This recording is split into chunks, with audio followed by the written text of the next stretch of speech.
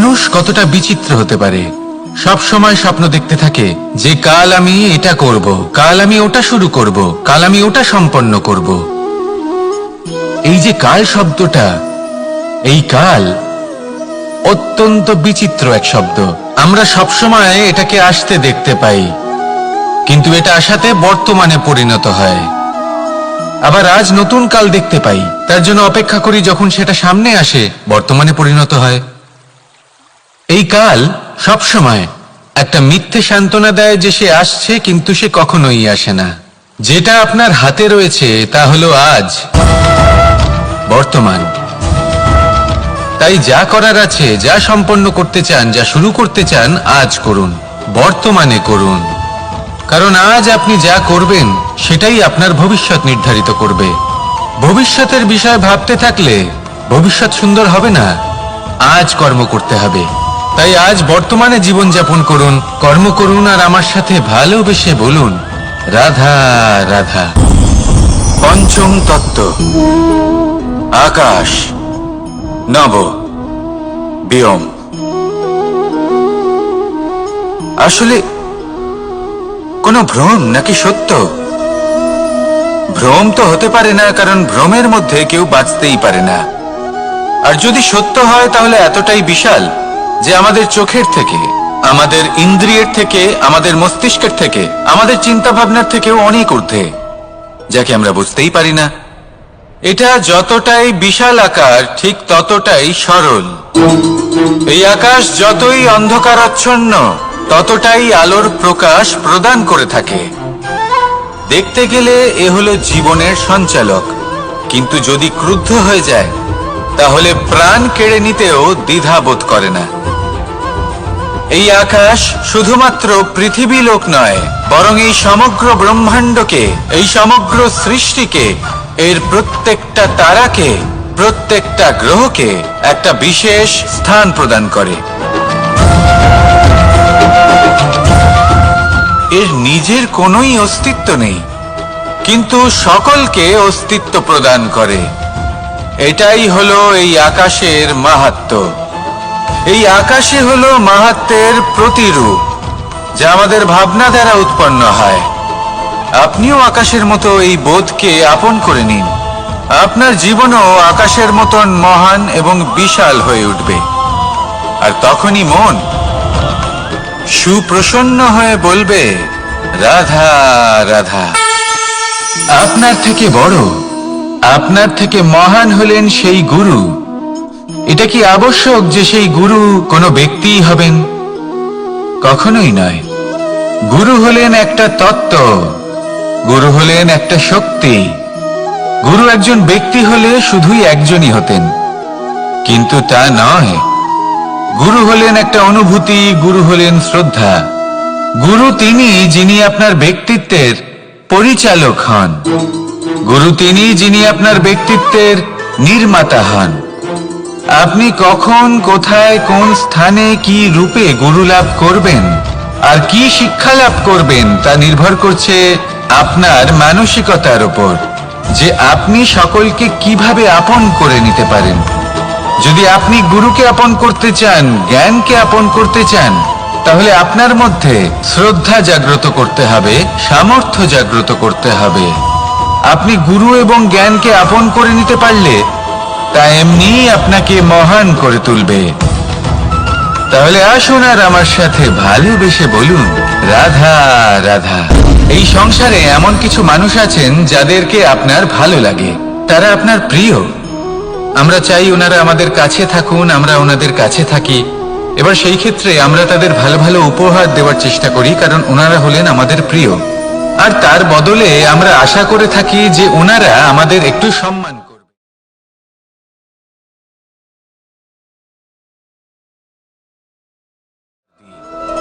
সোনা দিয়ে থাকি, আভূষণ দিয়ে থাকি, হিরে মুক্ত দিয়ে থাকি, কিন্তু যদি ভেবে দেখি এই সবকিছুরই একটা মূল্য আছে। ভেবে দেখুন, আপনি কি তাদের এমন কোনো উপহার দিতে পারেন যা কিনা অমূল্য? তা এরকম উপহার কি হতে পারে? ঠিক বলেছেন আপনি, প্রেম।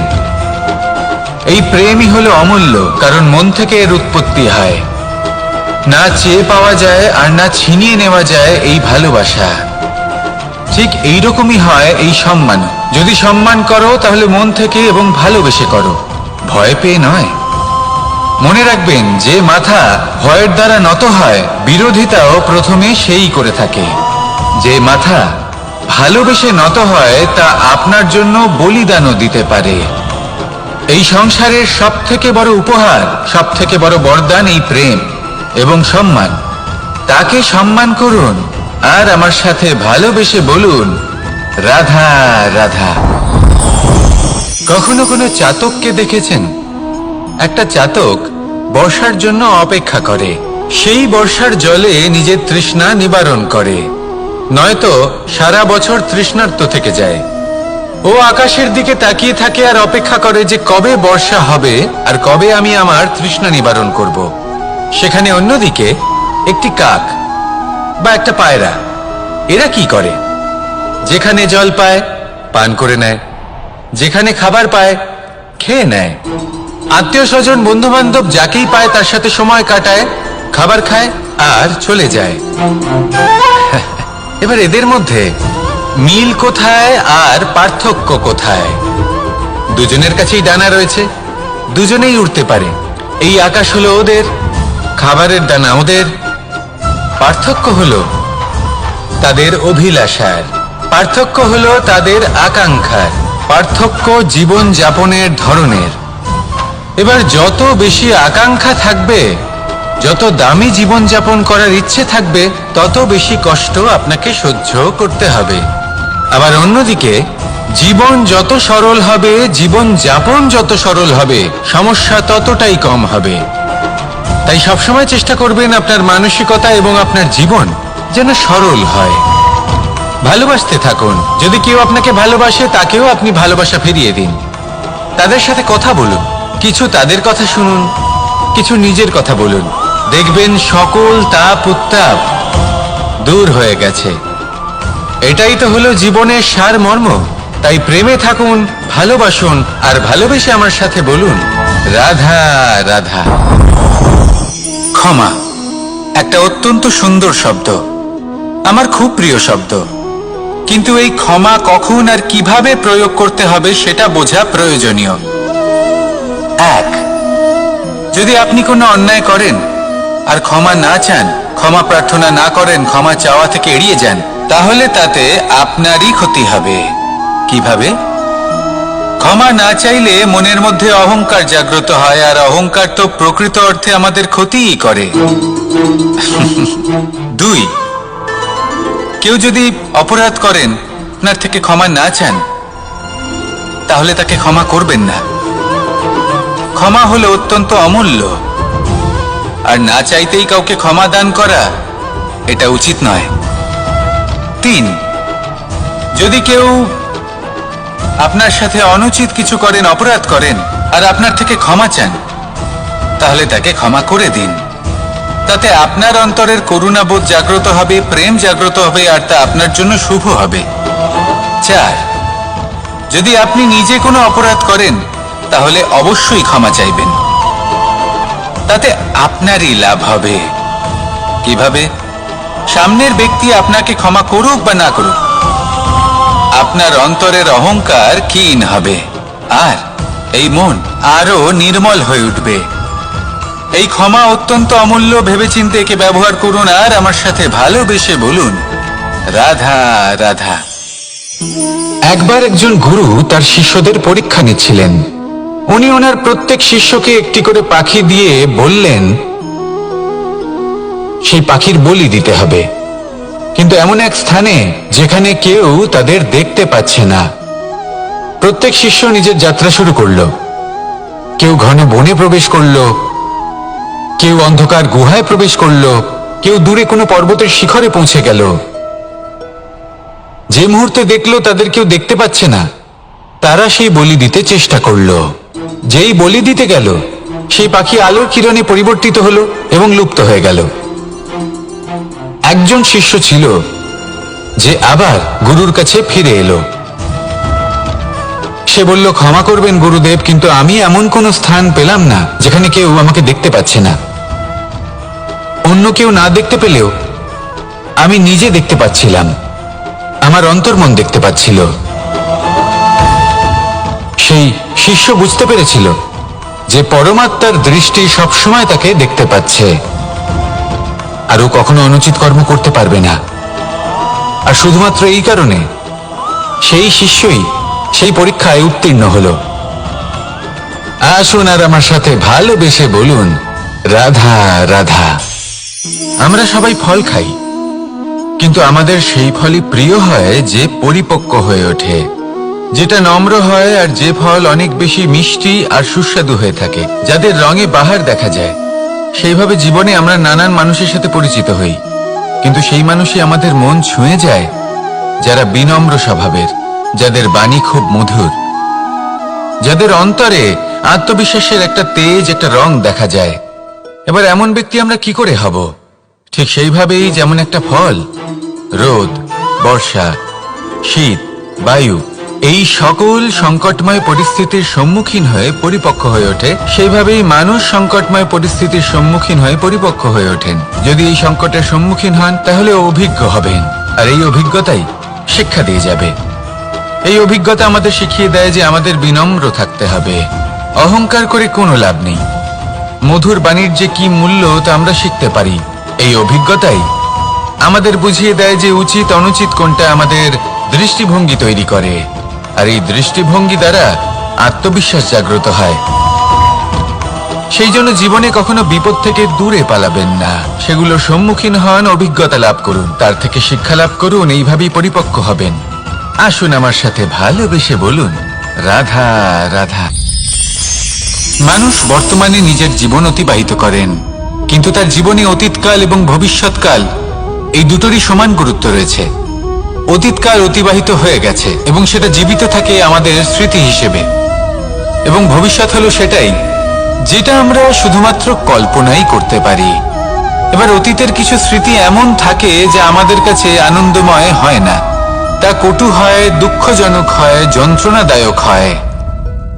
আমরা যা কিছুই করি তা বদলে ফেলতে পারবো না, কিন্তু ভবিষ্যৎকাল সেটা আমরা রচনা অবশ্যই করতে পারি, যদি আজ আমরা শ্রেষ্ঠ কর্ম করি।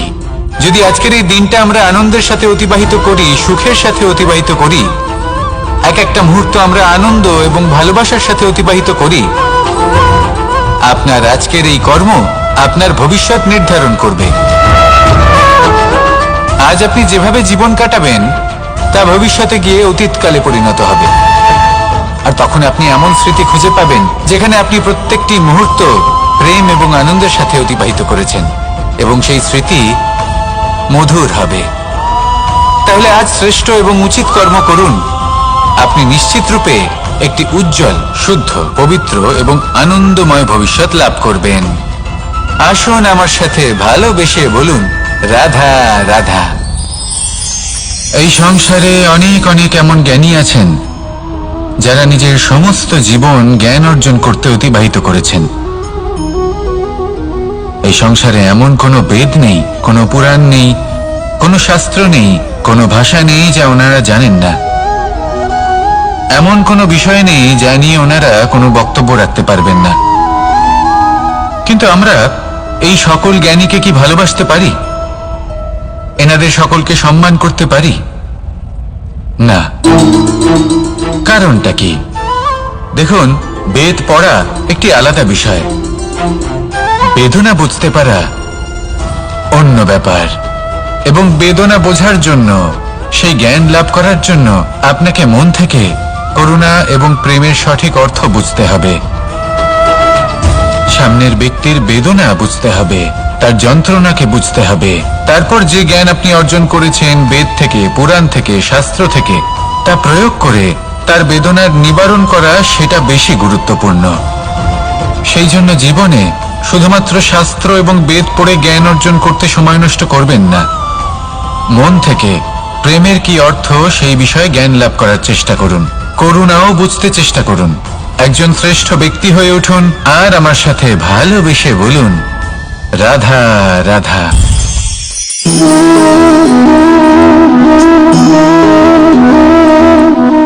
জল এই সংসারের সমস্ত প্রধান তত্ত্বের মধ্যে একটি।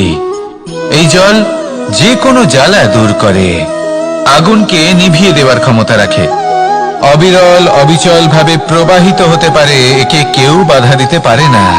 এর পথে বাধা সৃষ্টি করলে নিজের পথ নিজেই খুঁজে নেবে বা সে নিজেই নিজের পথ বানিয়ে নেবে, কিন্তু কখনো থামবে না। এই জল হলো মহান, আর এর একটা মহান গুণ আছে, এর নিজস্ব কোনো রং নেই, কিন্তু যখন মেঘ থেকে বৃষ্টি রূপে পৃথিবীতে ঝরে পড়ে তখন সমস্ত সংসারকে রঙিন করে তোলে। যেখানে খরা হয়েছে সেখানে শ্যামল করে তোলে, যে স্থান শ্যামল সেখানে ভিন্ন ভিন্ন প্রকারের পুষ্প ফুটিয়ে তোলে।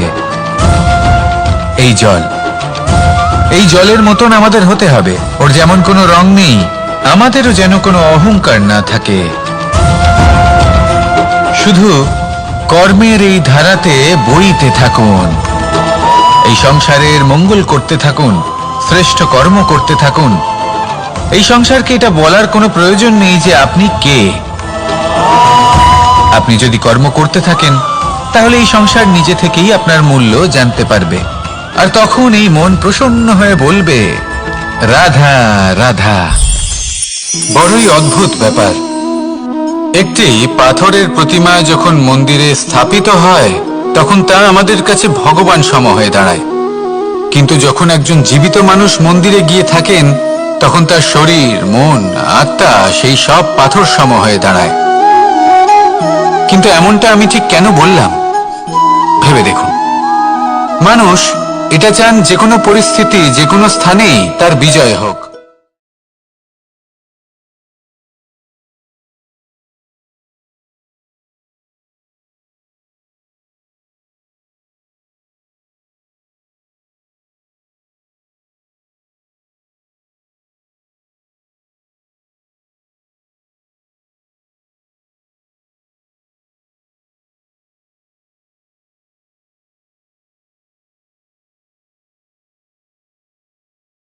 এটা যে মন্দিরে যে ভগবানকে সে প্রসন্ন করতে যাচ্ছে তাকে সে তখনই খুঁজে পাবে যখন পূর্ণরূপে সে সমর্পিত থাকবে।